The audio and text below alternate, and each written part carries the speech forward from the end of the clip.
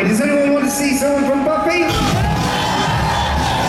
Well, before we do that, we need to get the man, the myth, the legend, the host from the most Pablo!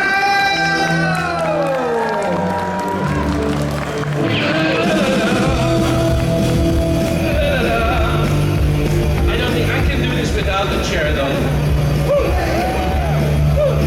And that's all I can. Bye-bye! No. Wow, there's so many of you. It's heerlijk met veel. I'm guessing you're all here because you're big fans of the show Buffy. And if you're not, and you by accident you stranded here, you will be a fan after this Q&A moment with two such demonic creatures. Well, the actors who gave you these demonic creatures to love, who showed you how sexy and just enchanting evil can be. And the best people to bring all this information and all this charisma to you are here, ready to get on stage, James Marsters!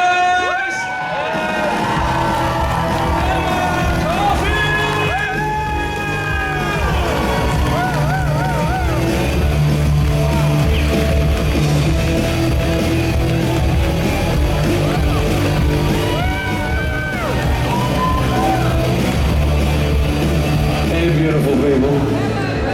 Wow. Hell yeah. All in black, both of you. Yeah. Why not? Hey, before we start, can I ask a favor? Well, I'm sure you can, yeah, okay. Like, I take a little video of anyone that is dressed in cosplay from any show that I've been on, and then I string them together and put it on social media, but I like to give a big round of applause for the cosplay. So if you don't mind, if I say action, can you guys just raise your hands and scream like you just took the World Cup? Like that? Yeah. Is that all right? Okay, cool. You gotta come to the table. I want to get some social media. Okay, ready? Everybody's preparing their vocal cords. Breath. Action!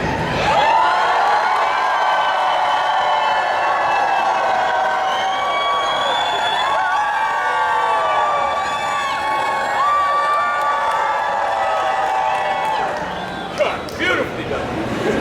Thank you for that. Little applause for yourself. Thank you for that. Yeah, you're all on my Instagram now, and you'll be up tonight. Yeah, thank you. Both playing evil characters at first. Morally complicated. The compass is shifting somewhat. I come to understand that both of your characters were not planned to be fixed characters that were mainstays in the series, but just intended to be there just occasionally, and then all the fans were like, no, we want more Anya, we want more of Spike. Yeah. Is that true? For you, for sure. Yeah, you were supposed to be in for one episode, Just right? one, yeah. Yeah. I was told between 3 and 10. Yeah. 3 and 10 episodes. Yeah, they said if you suck, it'll be 3, and if you don't suck, it'll be a little closer to 10. And then people started writing letters, which I guess people still... I try not to think about how long ago these series were made. I guess people wrote letters at the time. Yeah. Yeah. We'd like to see more of Anya, we'd like to see more of Spike. Yeah.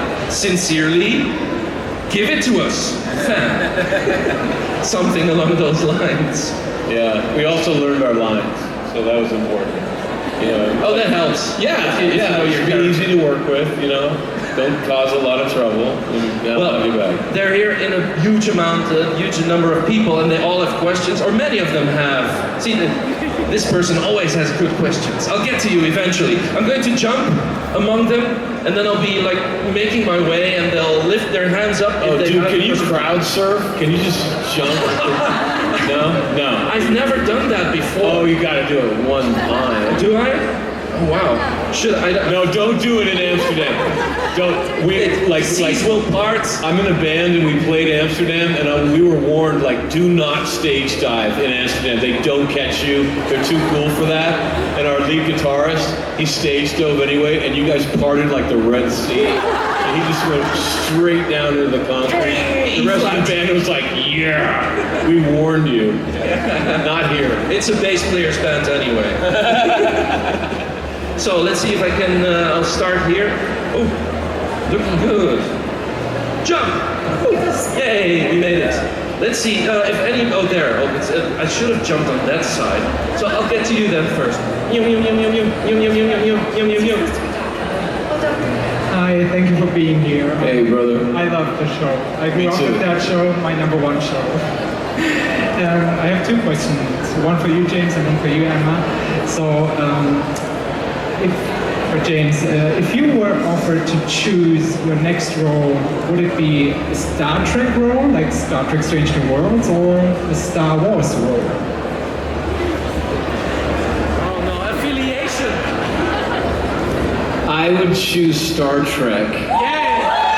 Because I've been in Star Wars. I was only in one episode of Clone Wars, the animated, so I wasn't filmed, but I am in that universe. But I'm a fanboy, and I started my journey as a fanboy, as a Star Trek fan. I used to come to conventions dressed as Spock. And they wrote the role for Picard's clone in the last, I don't remember the name of it. Star Trek Nemesis? Nemesis. So that role was written for me. And they had me come in and screen test with Patrick Stewart, but I was fanboying so hard that I blew the audition. And it was the worst audition of my life, and I knew I was blowing it, and there was nothing I could do, but I was just like, Captain Picard is right there in front of me, oh my God. And so they cast this guy named Tom Hardy, who's that anyway? So I've never gotten into Star Trek, so I would love to get into that universe, yeah. And my question to Emma, I was very mad how things ended with Anya.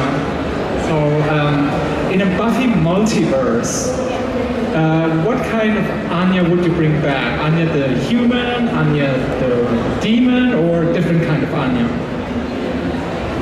Well, first I was hoping I'd get the question you asked James, because that's a Star Trek resounding yes for me, personally.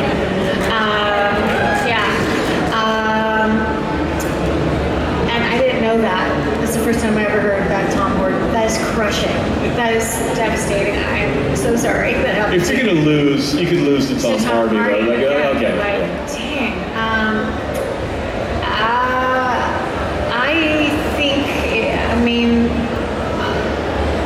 I mean, if Anya human, like, is Anya human post-demon, or she just human? Like, she's always been human? Then I don't know. That would seem kind of boring.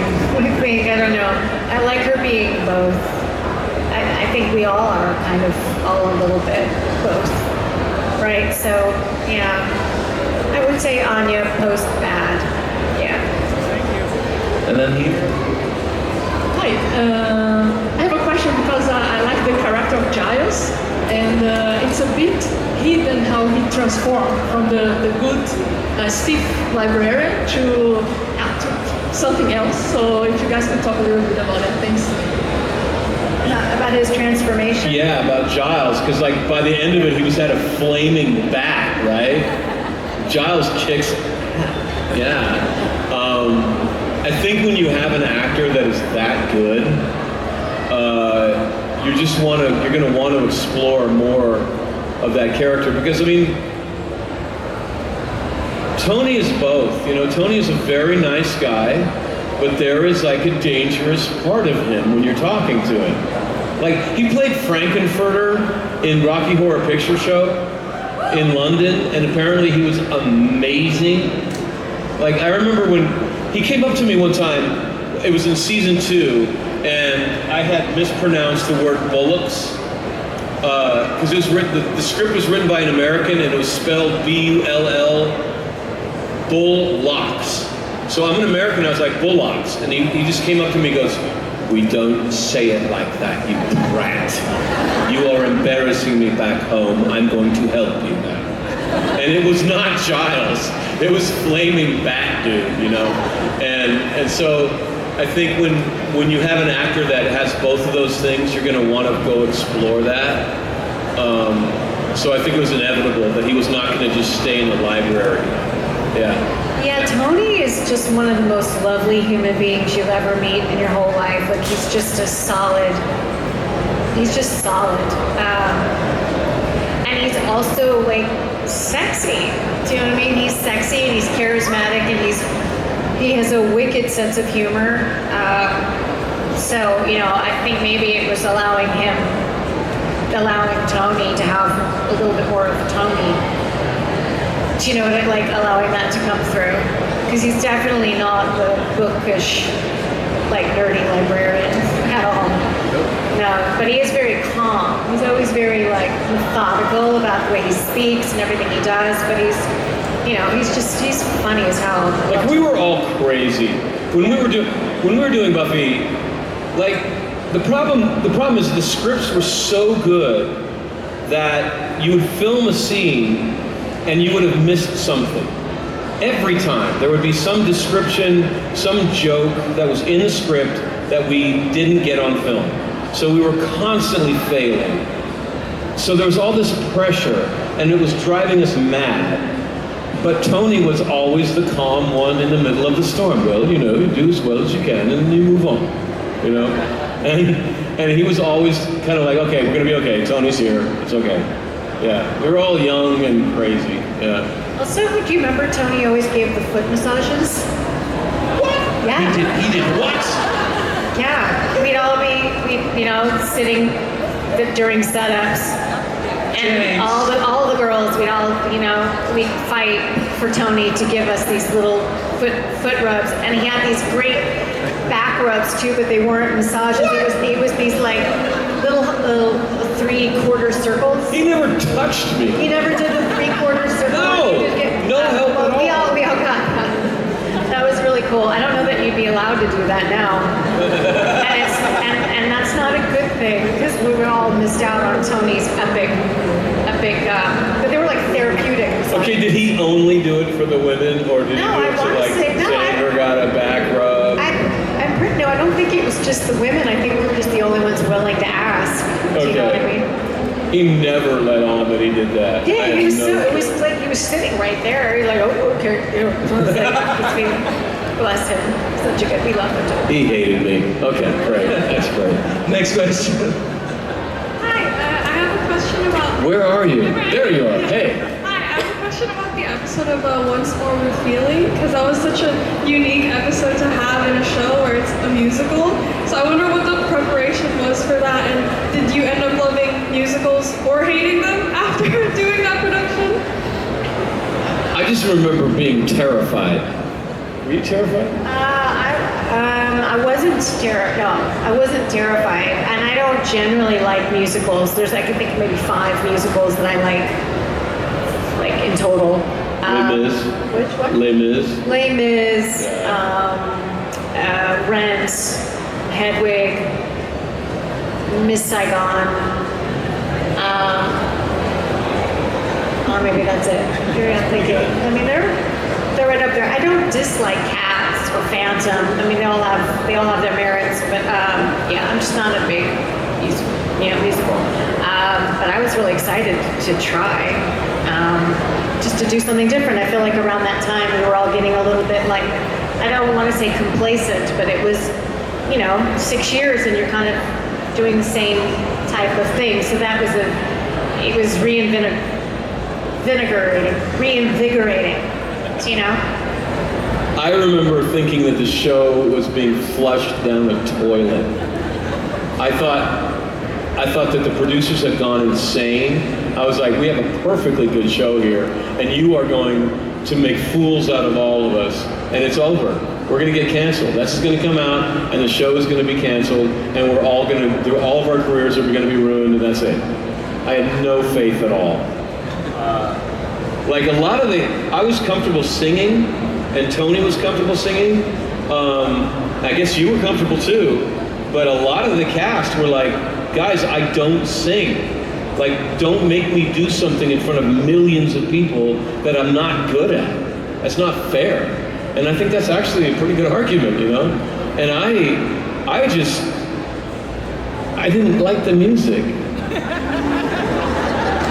Okay, because this is the thing. This is I'm a punk rocker. Okay, so this is a musical. This is not the Dead Kennedys, so I'm not going to listen. And B, Joss Whedon gave us all a cassette of him singing the songs, and he sucks as a singer. He's a great writer, but as a singer, you know. And so it's just him plunking on a piano singing these Broadway tunes. And I just remember taking the cassette out, it was lunch, and I go out and I got the cassette in my hand, I open the door, and the rest of the cast are opening their door, and they have the cassette on, and they're like, what is this? What is going on? And they're like, this is the next episode. We're like, you are crazy! You are crazy. But then what happened was, your scene was the first one filmed with Xander, and they knew everybody else was freaking out, and it went obviously really well. So they did a rough cut of your song and your dance, and they showed it to the rest of the cast, and then we all calmed down. We're like, oh, it's gonna be okay. Yeah, so if you had blown it, if you hadn't been amazing, the whole thing would have blown up. I didn't know they were planning on doing that. I only knew that they did that when you told me. So I'm glad I didn't suck. That's good. Oh my God, you saved the whole thing. No, We would have just like ran away. If they would have shown us the first one and it was bad, we just would have. I quit. I'm going to Bakersfield. I'm out of here. Yeah. I wish I had more time to practice in heels. That's all. Doing that in heels on carpet. Well, you look good. A good time. Thank you. Yay to musical power. Hi, James. Hey, man. How's it going? It's going really well. It's going too well. You guys are too nice to me. Yes. Everyone's telling me that I'm awesome, and it's going to my head. What was your favorite part doing over Piccolo in Dragon Ball Evolution? Who's a fan of Dragon Ball? There we go. But my favorite part was the audition, because I'm a Dragon Ball fan. And I just remember screaming at the director. I was like, I will destroy you! And the director just says, he was sitting there, he's like, that was amazing. But I'll be honest, like they told me it was a $130 million budget, and that Stephen Chow was producing. Stephen Chow wrote and directed Kung Fu Hustle, which is, yeah, right? And Shaolin Soccer, which many people forget, but it's amazing. Yeah, I mean, like, but he's mystical, he's goofy, he's violent, he's everything that you would need. All of the elements of a good Dragon Ball movie are in his films. And I remember getting to the desert in Durango, Mexico, and finding out that it was all a lie. And it was a $30 million picture, and that Stephen Chow was a lie. He was nowhere to be seen. And so I just tried to do Piccolo like he's in the anime, which is that he's either stock still and the only thing animated is the mouth. And that's actually a really cool, I mean, it works. It's very cool. Or Piccolo is screaming, and it's like 11. It's like 1 or 11. There's no middle ground with Piccolo. So I just try to be as simple as possible or just completely unleash and do nothing in the middle. Yeah. I was also Zamasu in Dragon Ball Super, so I got redeemed, by the way. Hi. Hello. This question is for both James and Emma. I've been thinking about how the best TV show openings are more than just catchy songs, but they really set the tone for the story and capture the main character's vibe. So my question is, if your characters got their own spin-offs, what kind of opening theme do you think they would have in terms of vibes and everything? Or maybe you have a particular song in mind. Interesting question. That's a really... What kind of opening? Yeah. Like this. I could give you a song. You want a song? Okay, this is the song that I thought if Spike got his own TV show, because there was talk about it for a little while, and I maybe talk. This is Everclear. No. This is not Everclear.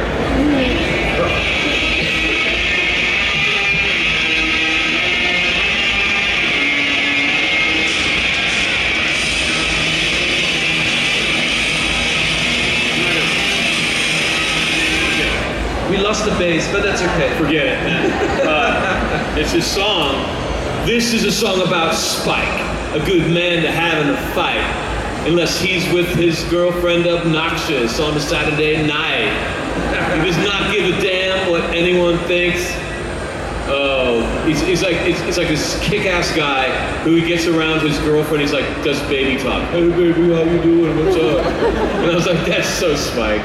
Like, he has no weakness except for Buffy, you know? Okay, stop playing that, man. I'm gonna ruin this whole thing. And Emma, do you have an idea about Oh gosh. Anya, the series? I've literally never thought about that. So I'm caught up short. I don't know. I want to say she'd have something that you wouldn't expect, like a Miles Davis jazz. Something jazzy. Something jazzy, something kind of like, you know, sassy, kind of, yeah, or maybe that's not it, or maybe she's just, you know, it's full on, I'm a bitch, I'm a lover, I'm a that, whatever that song was from the days. I don't know. When in doubt, you pick something by ABBA, I guess. Yeah, or Taylor Swift. Or Taylor Swift. Yeah. Something Just like that. make her, yeah. To give her a bit of exposure. Hi. So I love all your work. I've been following you, everything you've done, but lately, thank you. I listened to the audiobook as well of the new Buffy story, and I was wondering what it's like for you to like get back to your character, but also do it in a different way, because of course you had like, I love the whole thing that it was a different universe, because that worked so perfect. So what was it like for you to do that different change to your character? Well, first of all, it was really fun. That was one of the most fun I've had doing anything in a very long time. Not just because it was the audio format, but just working with some people that I hadn't had a chance to work with in a real, well, since then, really. It's just sad. We were just talking, I'm like, how is it I've never managed to cross paths with you creatively? So that was really, there was a lot of love there, you know? So that was really fun. And as far as getting Anya back, again, it wasn't fully Anya, so we were just actually talking about this in the car drive over. You know, you try to prep what you can, but I found that it really wasn't until I was in the room and I was hearing everything out loud and kind of feeling everybody else's energy again. It took me a few hours. It took some takes for me to get that, you know, pitch in my voice and, you know, try to get the rhythm, but not exactly the same. But once I found it, it's like just, you know, riding a bike, so to speak. Yeah, and it was a blast, a lot of fun. Yeah, Amber Benson directed that, and she co-wrote it with Christopher Golden. Amber, of course, played Tara, and she is an amazing writer, an amazing director, and a very loving person. Like, she knows exactly what she wants, but she's so kind. And like all good directors that way. So it was such a good atmosphere. And I had always wanted to see what Spike was like with his soul. After he had time to figure out what to do with it. Like on Angel, you saw what he was like, but also he just hated Angel, so he wasn't like at his best, you know. There was always kind of a hole in Spike, a hunger, a need for love that was actually a weakness in Buffy. There was almost kind of a neediness to him, and I always thought when he figures out what to do with his soul, he's going to be a lot stronger, a lot more confident, but he's still going to have all the punk rock attitude. It would be a really good combination, you know? And I always wanted to kind of explore that. And that's exactly where he was in the Slayers. And I was really, really like, that's exactly what I was thinking. Like the best of both worlds. Yeah. Next question here. She saw me yesterday. I know that sometimes when you love too much, you can get lost. You can get really lost, just like Spike. And I've lost a lot in the last couple of years. I lost my brother. I almost lost my mother to suicide. I almost lost my father to COVID. All happened in just 3 years' time. I was freaking out yesterday. That's what you saw. And I want to say sorry for freaking you out. That was not my intention. I got this little thing today that says unity, and it's bubble tea. I get messages in some kind of way, weird way, but what is real and what is not real? To be or not to be? What does Hamlet mean to you? Actually, Hamlet is very similar to Buffy. It was the favorite play of a lot of the writers. And Hamlet is about a young person who is old enough to realize that the world is very messed up and painful. And Hamlet's 18 when he realizes that. And the question is, like, when you realize that, what do? Do you give up? Do you give up on the world? Do you give up on yourself? And both the play Hamlet and Buffy is saying, don't give up. Hamlet has to make the decision, do I end it all now? Or do I, as he says, take arms against the sea of troubles and by opposing end them? Which is exactly what Buffy does every week. She takes arms against the sea of troubles. She takes up a stake and she gets out there and she tries to help people. So my problem with Hamlet was always that it was that theme, but it was for adults. Like Shakespeare was writing for people who were 35 years old and had already gone through this Rubicon. This time in life when you're a teenager and you have to make the decision of whether I'm going to give up or not. But Buffy took the same theme and it spoke directly to young people. And I thought that was the genius of the show.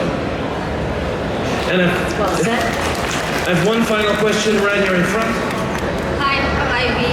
You guys talked about Giles. I just want to say Giles played in an episode that he was 16 years old, that he was like a bad boy. So I just want to say that episode that I like very much. And also another question about Emma. What is the trauma behind the bunny? I saw the episode since the 90s over and over again. I couldn't find why she's traumatized about bunnies. You know, maybe you have to answer. Well, I don't know what he was thinking. Drew Goddard, bless him, has gone on to do amazing things. I don't know if you've all followed Drew. We can all thank him for that. I think that was supposed to just be like a joke, but just grew like a life of its own. And I wish I had been a better actor to actually ask myself that same question, because I never did ask what her trauma was with that. I should have asked. They kind of touched on it a little bit. I think season 7 or 6. I don't know. But even then, they didn't really. She loved them, and then she no longer loved them.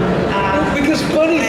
I don't know. But they were her best friend. I mean, she was like she raised them, and then obviously, I don't know. Maybe Olaf had an affair with one of those guys. Sorry, bunnies are jerks. They're fine. They really are. They're so cute and fluffy and they look so friendly, and then when you go to pet a bunny, they'll bite you. They're jerks. They lure you in and then they betray you. What? A lot of animals do that. Yeah, but bunnies enjoy it. Honey, I wish I had a good answer for you. Honestly, I half joked when I said Olaf and the bunny hooked up, but maybe that's something. Maybe Olaf decided the bunny was hotter than her forever. She hates them. I don't know. A mystery for the ages. It is. It's a great mystery. I almost think it's better never to solve why Anya hated them so much. You know? quote? And also came in the musical. She talked about something about bunnies. I was like, Yeah. what's the thing about the bunnies? Yeah, she's fixated on that. Yeah. Yeah. So weird because I got it right away because when I was a kid, I got lured in by a bunny. How many people got bit by a bunny? Okay, right. So you guys know, they're jerks. I was like, of course. Maybe it should have been Spike's problem. I hate bunnies. Maybe there's a song about the bunny out there somewhere that can be used for the Anya. Oh, I have it. I have it. Okay, as someone who dropped out of college, that's me. Stay in school, okay? I was a psych major. That was what I wanted to do. And I would say bunnies maybe represent a deep-seated hatred in Anya's overt sexuality. Maybe she sees bunnies being too sexual and she judges her behavior against that of the rabbit. Rejection.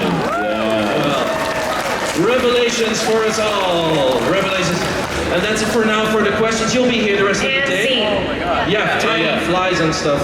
No problem, man. Time flies like an arrow, fruit flies like a banana. In the words of Groucho Marx. Guys, you are